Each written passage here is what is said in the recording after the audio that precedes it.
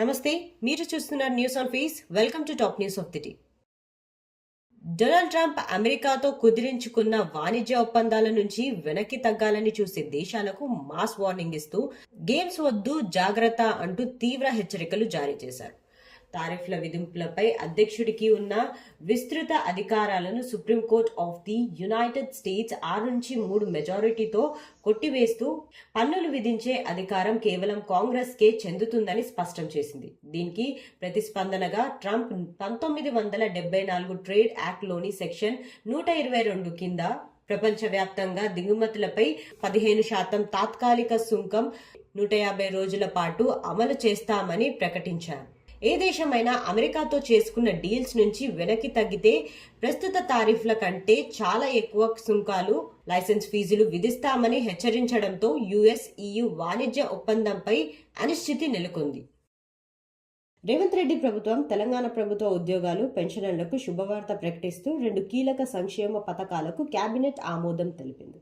60 ఏళ్ల లోపు సర్వీస్లో ఉన్న ఉద్యోగి సహజ మరణం చెందితే రెగ్యులర్ ప్రయోజనాలతో పాటు 10 లక్షల రూపాయల టర్మ్ ఇన్సూరెన్స్ అందించనుండగా, ప్రమాదవశాత్తు మరణిస్తే ₹1 కోటి పైగా పరిహారం అందించే విధానంగా మరో బీమా పథకాన్ని అమలు చేయనున్నారు.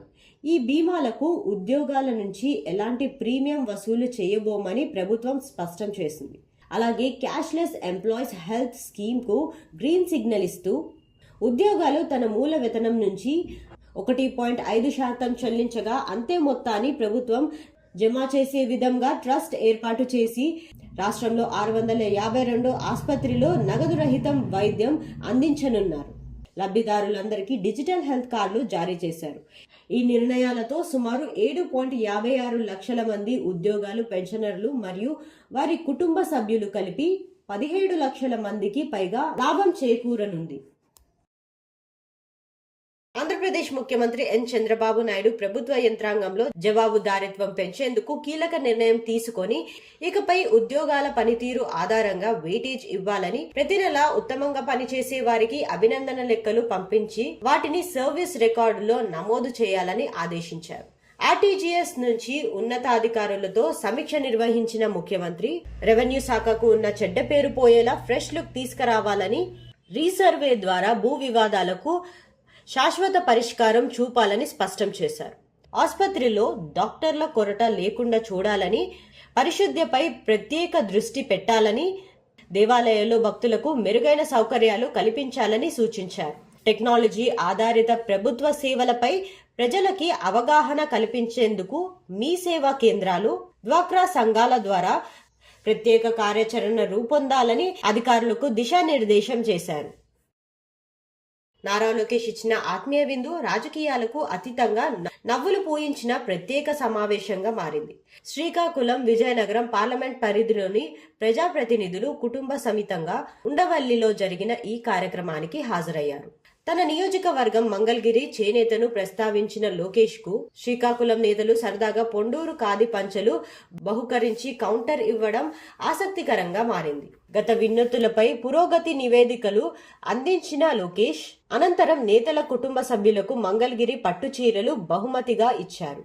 ఈ కార్యక్రమానికి కింజరపు రామ్మోహన్ నాయుడు, అచ్చెన్నాయుడు తదితరులు హాజరయ్యారు. అలాగే Telugu Desam party, Janasena party, Bharatiya Janata party నాయకులు కుటుంబాలతో కలిసి పాల్గొన్నారు. జనసేన పార్టీ అధినేత పవన్ కళ్యాణ్ తెలంగాణలో పార్టీని క్షేత్రీయ స్థాయిలో బలోపేతం చేయడానికి కీలక నిర్ణయం తీసుకొని ఈ నెల 26 నుంచి దేశవ్యాప్తంగా ఉద్యమి సభ్యత్వ నమోదు కార్యక్రమాన్ని ప్రారంభించనున్నట్లు ప్రకటించారు. ఈ కార్యక్రమం అమలు కోసం ప్రత్యేక కమిటీని ఏర్పాటు చేశారు. తెలంగాణలో జిల్లాలు మరియు లోక్సభ నియోజకవర్గాల వారీగా ఇన్ఛార్జీలను నియమించి సంఘాత్మకంగా పార్టీని బలపరిచే వ్యూహం అమలు చేస్తున్నారు. గ్రేటర్ హైదరాబాద్ పరిధిలో కొత్తగా ఏర్పడిన 3 కార్పొరేషన్లకు వేరువేరు ఇన్ఛార్జీలను నియమించినట్లు పార్టీ వెల్లడించింది.